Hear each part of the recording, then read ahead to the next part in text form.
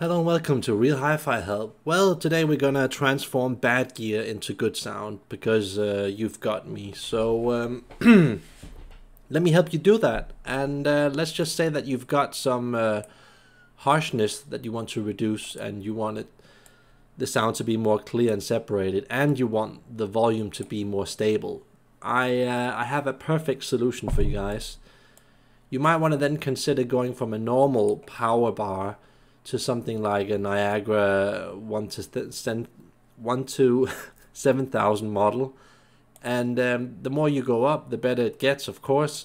But here we have a very warm, organic way of filtering the sound.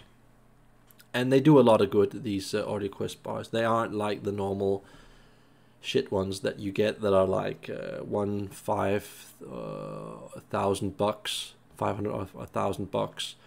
These are like really top-notch quality ones. So yeah, it's for people who want it slightly warm, but want it organic, but still very, very revealing with a lot of pressure. They have a lot of pressure, these things. So if you're missing that, if you can't really get very far with your equipment, do this. And just before I go on with the video, try and watch all of these videos that I have here. These are really going to save you a lot of money and a lot of time.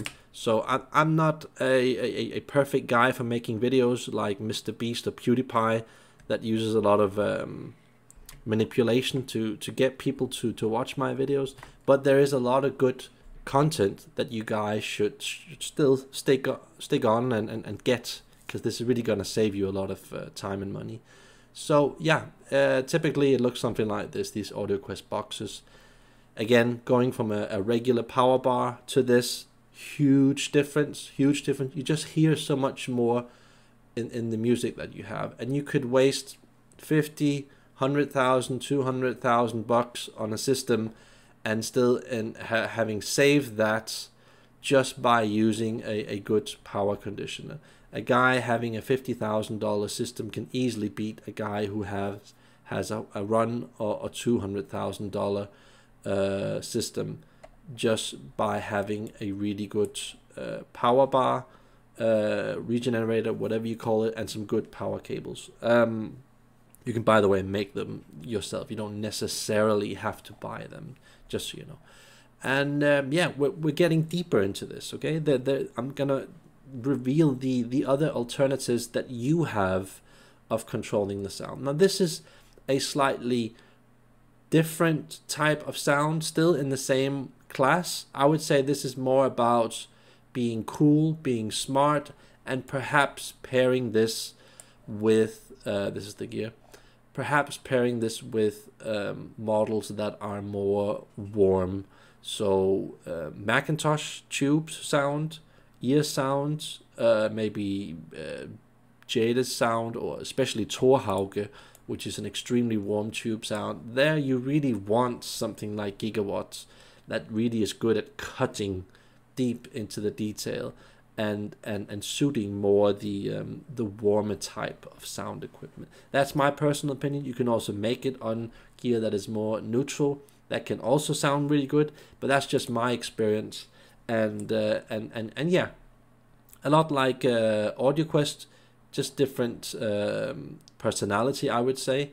And yeah, it's really a lot with Gigawatt. It's really a lot about the pressure, the drive, the control of the bass, the big sound stage. A lot of people want that, and I can fully understand why. Now, if you want something more basic on a more affordable level, I would say that you would then have to go with the lower models of Gigawatt boxes. Then we're talking about power bars instead of regenerators. So you won't get a sound that is as powerful, as clear, as black a background, and as much drive and all of that, but you will still have a lot of that type of sound, where if you want something that's more organic, you probably have to go with Audioquest. So just think about that. And typically Gigawatt boxes look something like this. and they're very, very good starts going away from the standard power boxes. Standard power boxes also has some few positive things, like they release the sound typically a bit more. They don't grip it quite as much in an unnatural way. But again, there's a very unstable amount of volume control. There's a lot of detail you can't access, and typically it makes the sound more dirty and just colored in a very incorrect way and inaccessible, where you can't really, you know, hear all the separation and the detail and the layering. So when you have all of these sophisticated bars, it's a lot about hearing the different layers of detail and having that big, wide, effortless soundstage. That is a lot what you get with these types of things. But you know, if you're more like me, if you've got some pretty good gear, not necessarily the best gear, I would still say that if you want the most human, integrated, balanced type of sound, still with a lot of those qualities from before, not quite as good, I would still say that the Isolate Mini Sub Access, as we can see here, that is the way to go. I think that value-wise, you are probably getting, I don't know how much this is. Is this like, what is this? $1,500? Yeah, let's just say it's around $1,500. This would typically give you the sound of something that is more like 3 or 4 times that. Just that it's more natural, more integrated than most of those products. So that is why I recommend it, simply because it just sounds so natural. It just disappears. I can't hear that it's forcing sound through. I can't hear that it's putting my equipment into a certain mode of hi-fi sound that I don't like. I can still use a lot of different power cables on it and still manipulate sound on my amplifier, my CD, my DAC to the way that I like it. Where I feel that with the Audioquest and the Gigawatt, I don't quite have that freedom. I feel that all of my power cables that are different, they get almost treated in the same way. So for me, it kind of locks the sound into a certain type of personality and hi-fi direction, which I'm not crazy about. But you have the choices, okay? I'm giving you guys the choices of where you want to go with your sound. So very exciting, very exciting indeed. And notice that it has some kind of a grounding connection here. You can like ground your amplifier to it or some other piece of gear that you have. Very smart.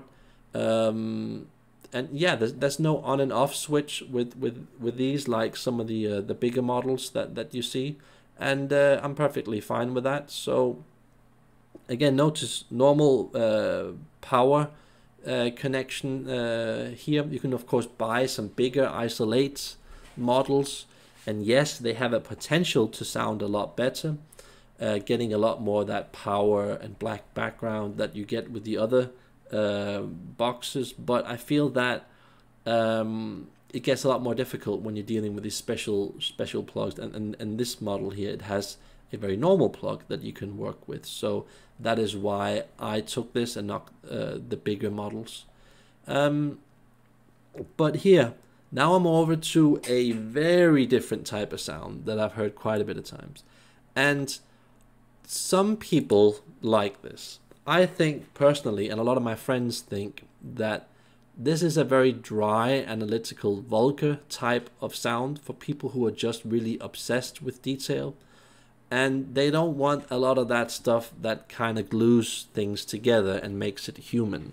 They want it just like, you know, like at a hi-fi show where it just is very impressive. So yeah, if you're going with a thing like this, a power bar from MIT makes a very analytical sound that isolates detail.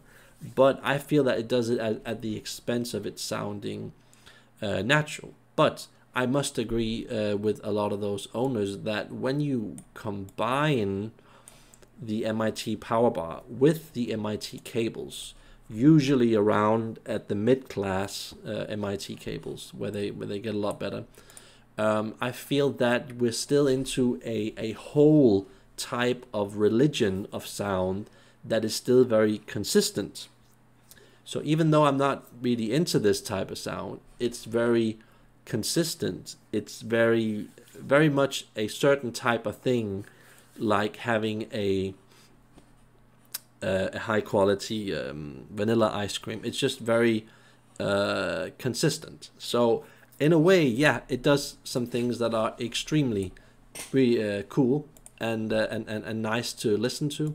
And yeah, especially MIT cables, speaker cables, when you get them in 3.5 to 4.5 meter lengths, they become more natural. They have a better timing. So you also might want to consider that. And MIT cables, just so you guys know, these cables with these boxes where you can frequency lock them, so you can choose, like, I don't know, 10 to 30 hertz or whatever. Just very, very interesting, especially using this type of gear on spectral gear, on Wilson audio speakers, even on Macintosh gear can sound very interesting.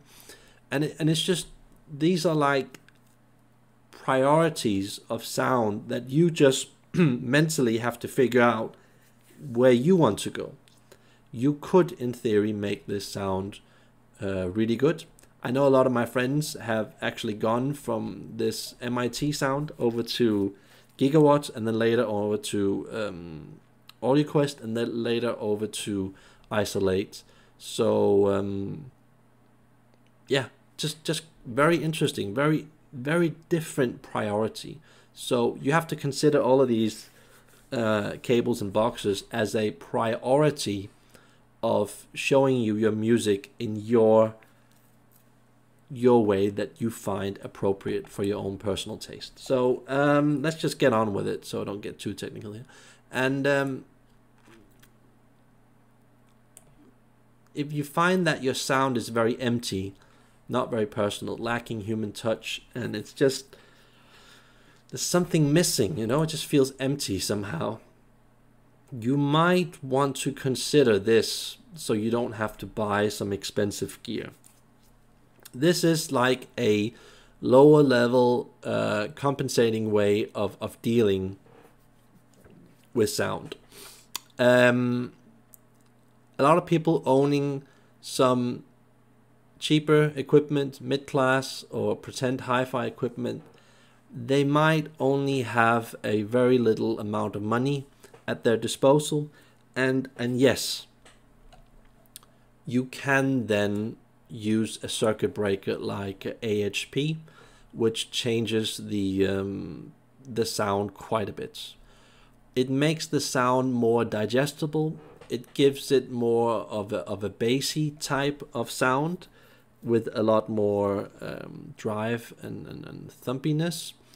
It can sound pretty good, but if you're dealing with a very high level system, it can feel as if it's a lower level of warmth, and it's a bit too dimensional, and it's adding like a bit too much to the sound, spicing it a bit too much. But yeah, when you're dealing generally with these fuses that are these expensive ceramic, copper or silver fuses, what it does generally to the sound, I know that you might think that I'm crazy when I'm saying this, but generally what it does is that it spices up the sound. So it's a bit like having a meal, and you're not, with regular gear, you're not having any direction, you're not having anything boosting the taste. There's no spices, there's no herbs, there's no nothing. It's just plain potatoes and meats.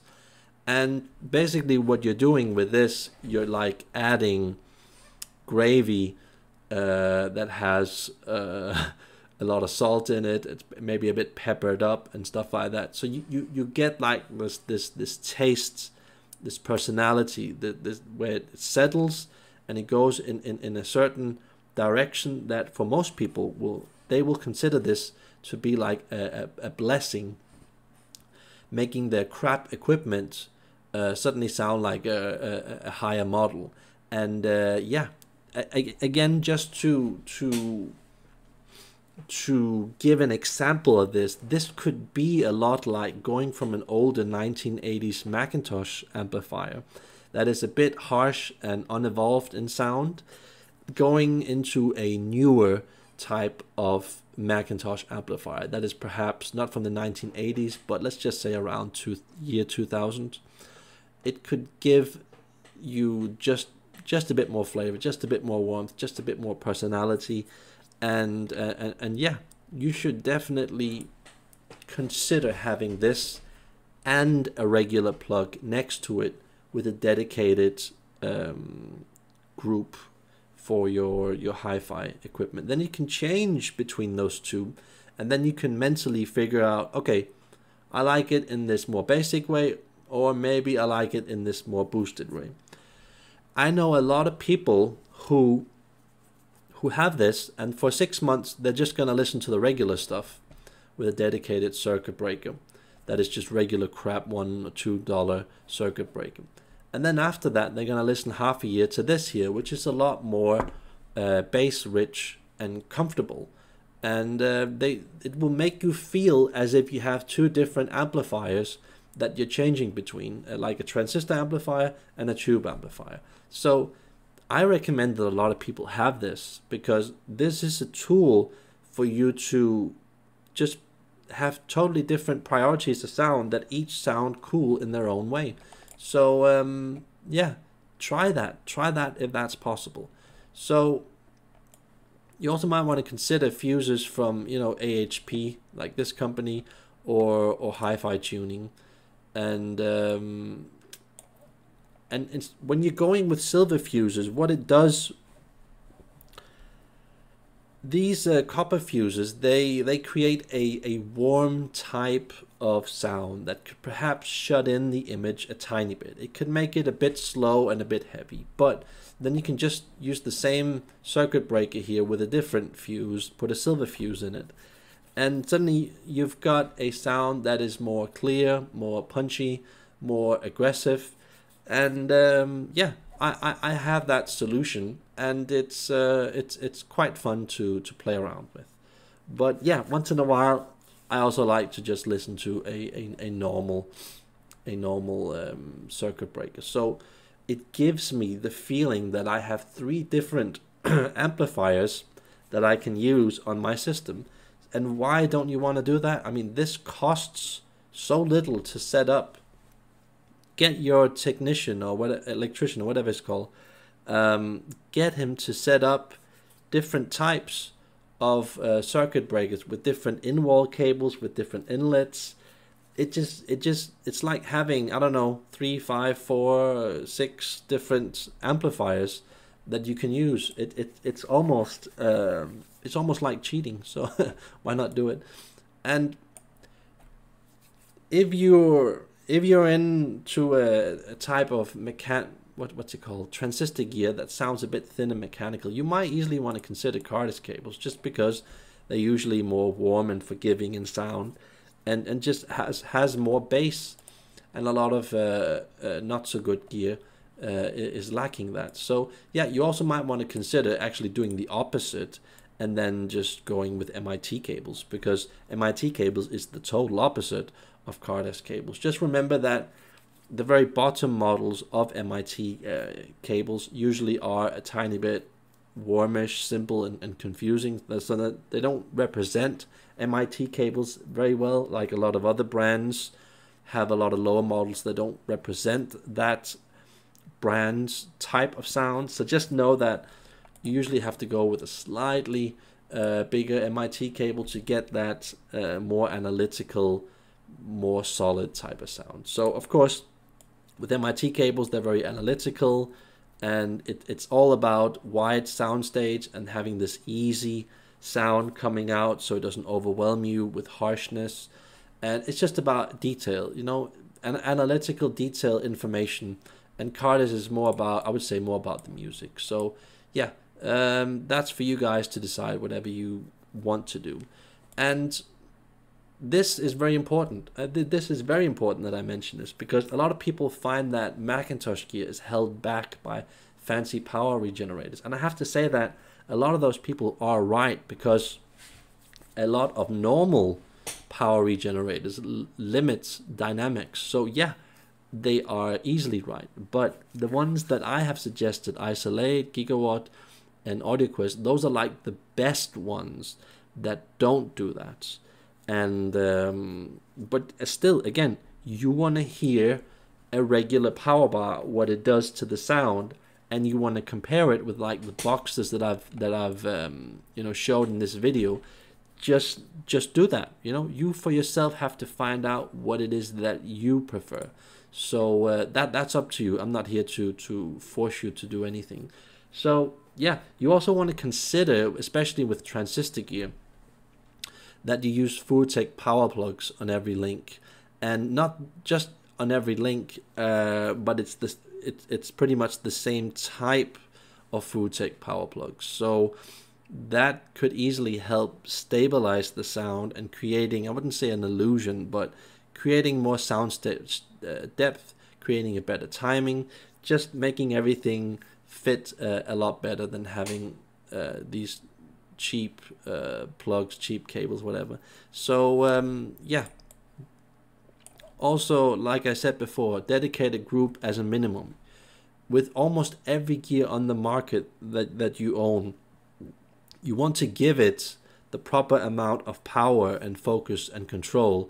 And I haven't written this down, I'm just remembering it right now. You also want to, at the same time, have a good earth connection. And that's very important to stabilizing the sound so it doesn't become unstable. And you know, with lesser good gear that has problems with musicality, if you have problems with musicality and your sound is a bit thin, a bit boring, maybe just pumping sound out and it's a bit like I don't really know, you might want to consider having all your power cables in 2-meter lengths, because 2 meters is like a perfect balance between the two worlds of like maximum power clearness and just creating a stable sound that is musical and settled. So if you have too short a cable, it will usually make the sound too aggressive. If you have too long a cable, it will make it very messy and badly timed and confusing. So and I've been to friends' places that had 5, 10, 20, 30 meters of power cables going from the wall to the power conditioner, and it totally messed up their sound. And they're like changing one cable, trying a new unit, trying a new speaker, and I'm just looking at them going like, are you kidding me? Are you kidding me? Because you're just dealing with symptoms, not the root cause when you're doing that. So definitely never ever go past 2-meter long power cables. It has a way of affecting the timing and the structure and the focus of the sound in a way that's very unpredictable, typically very bad. Some few people can get away with it when they hit some certain cables at some certain lengths with some certain plugs. They can get away with it, and they can make some things sound really good. But when you then look at all the music that's out there and looking at it from the most neutral point of view, you want to avoid that. You know, power cables, only keep them 2 meters long. Even a 3-meter power cable, it might not seem bad to you, but usually it does affect the timing in a bad way. So you lose that bite, you lose that focus, and you lose that musicality. It becomes, when you're going past 2 meters, it slowly becomes just worse timed and more noisy, and you mentally can't really figure out what's going on. So yeah. And I strongly recommend not using silver cables on worst type of gear. And I'm even talking about Meitner, M-Labs, Macintosh, lower Pass Labs type of gear. You don't want to have normal silver cables, and especially also not high-end silver cables like Nodus, Valhalla, and Odin. Yes, it can sound good, but usually for it to sound good, you have to have a tube-like sound, and it has to be a certain level of tube sound in order for you to get away with that. But yeah, there are exceptions to the rules. These are just like the general rule that I would follow. And just, you know, if you listen to like a lower to mid level Macintosh system, and you have it with something like Nordust, Valhalla, and Odin, but you only have one cable that's that, and then mixed with like a Cardas and an MIT cable, that is going to ruin your sound in all kinds of ways. So at least if you're screwing up your sound, at least be consistent with it, so that you have like Nordust, Valhalla, or Odin all over the place. Even if it is transistor gear, and I usually wouldn't recommend doing it that way, at least be consistent with screwing it up, because then you can actually make a bad sound seem a lot better. So yeah, if you want a like a heavy, slightly boring, solid sound, and you have typically some pretty powerful gear with a lot of watts to spare, like for example Macintosh, you might want to go with the Oyed Tsunami cables, because they just have this like slightly reserved, solid, heavy sound, and a lot of people like that. It gives you a lot of good value. I'm past that point, but I can understand why a lot of people with this type of gear that we're covering in these videos, that they want to do that.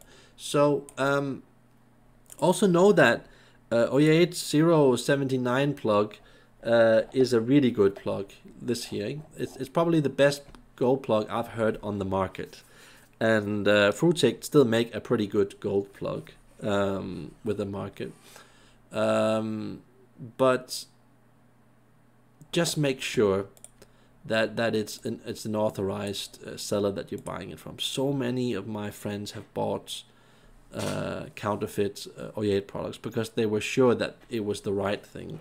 And it was always to save like 5, 10, 20%. And sometimes they even cost the same as the original stuff.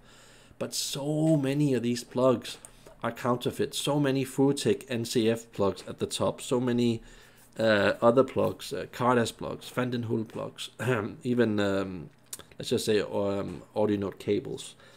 All of these things are very popular for people to copy, typically around China. So stay away from that. But remember that Oyed 079 plug is a fantastic plug for most transistor gear on the market. Perhaps not the best transistor gear on the market, like the very, very best, like Negra and Spectral. It can still sound good on that, but you want to keep it for like the low to medium to the pretend hi-fi range. And yeah, if you want something that if you have like a really warm gear that is that's lacking clarity and not punchy enough, and you really want that intensity, you know, like with Torhauge or Tube Guru gear,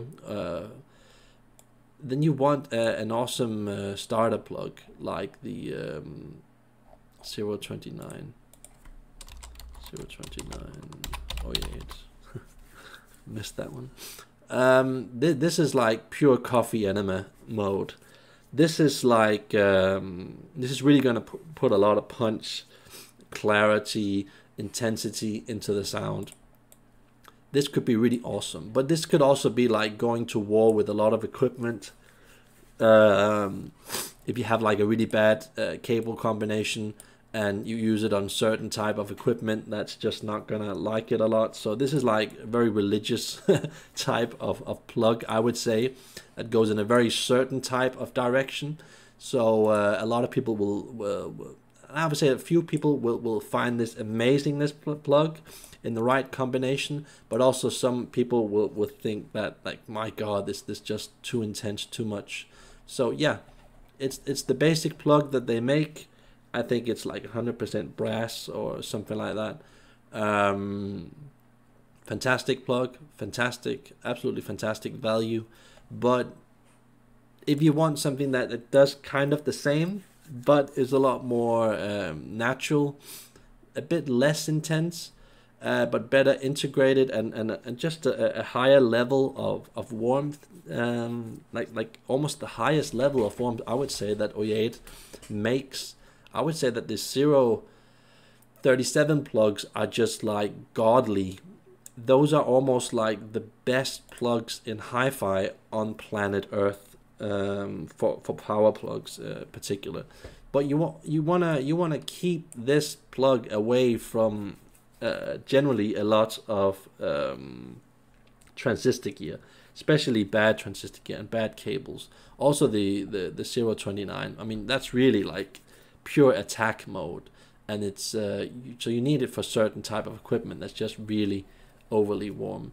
So yeah, these are like really good plugs. Or maybe you've got some kind of a extremely warm speaker, amp, cable, and you just want to max out the detail, and you just don't care about anything, and you just want to like really cut deep into the sound.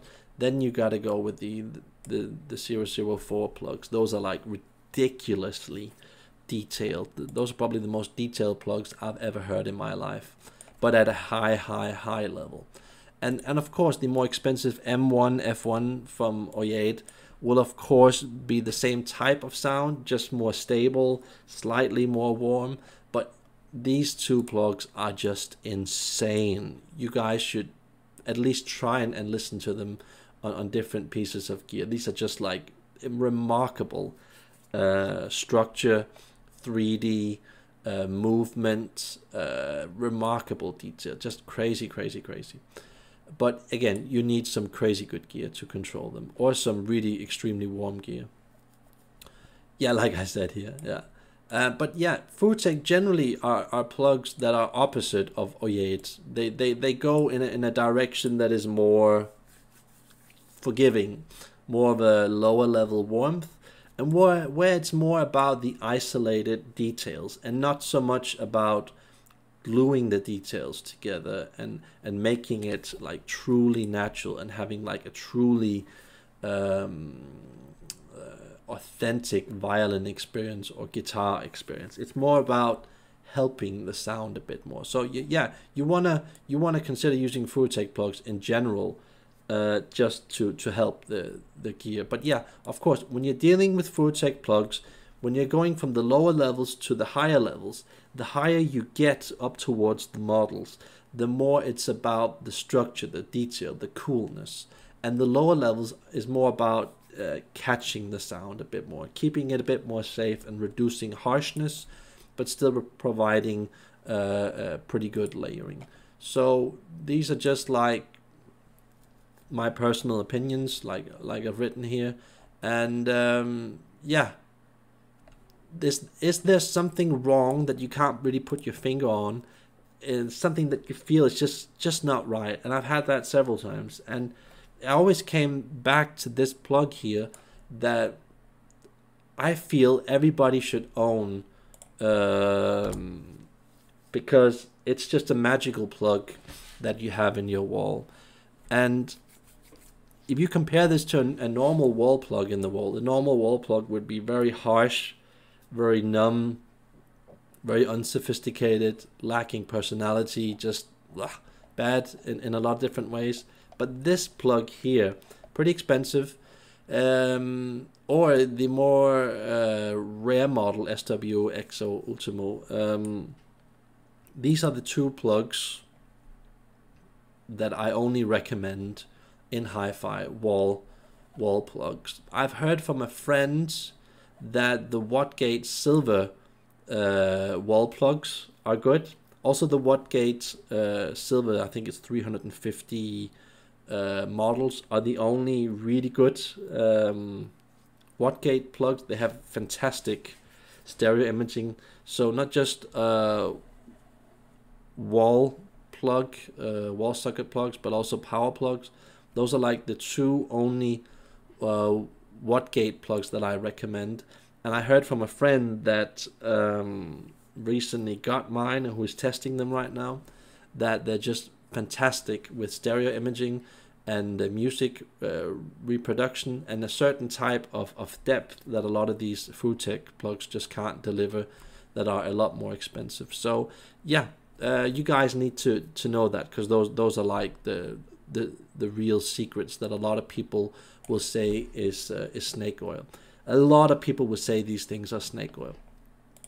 And fine, if those people think that these things are snake oil, they should just, you know, not leave a negative comment, because I'm doing this out of the goodwill of my heart to help people that want to go that extra distance. So I've used thousands of hours with these combinations, and these are like, I constantly come back to these because they just have that personality, that taste, that thing that glues good gear and bad gear together.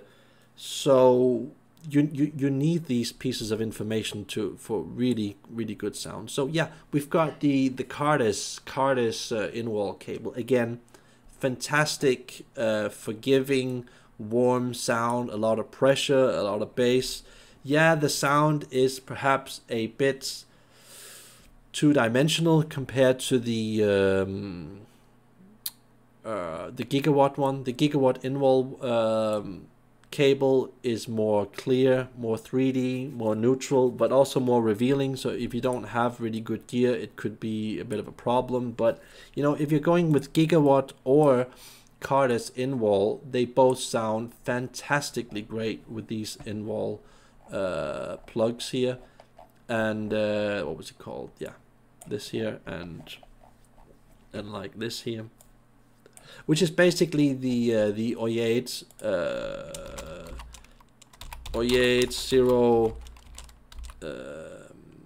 047 power plug in disguise. It's basically that sound in disguise, and this sound here is basically the O8 037 plug in disguise. And I don't think it gets made anymore. So if you can get it, so just get it, because it's pretty rare. These are secrets. These are like treasures from the really good part of the hi-fi world. And I just want to address one point. Yes, a lot of plugs on the market are bad and make the sound worse, even though they cost more. So it's not about just getting stuff that costs more. It has to be high quality, and it has to match the sound signature that you're going with. But I've done that for you guys. I've said that these things are generally something that is for equipment that is struggling. You know, it is about transforming bad gear into good sound, or like half good gear into good sound. And you can do that. You now have the tools that you need to propel your sound forward and get into this really good sound. So you don't have to use an extra 10, 20, 30, 40, $50,000 on buying an amplifier or a CD player or a DAC or a new set of speakers. All of these things here that can be done for, like, I don't know, a fifth of the price or the 10th of the price. You can simulate good gear by just using these really good tricks. So I hope that helped you guys, and I hope you will support this channel, these videos, subscribe, get your friends to subscribe, so I can keep on making yeah, just basically revealing all the secrets that are out there. And yeah, I hope you guys enjoyed this video. Have a nice day. Bye.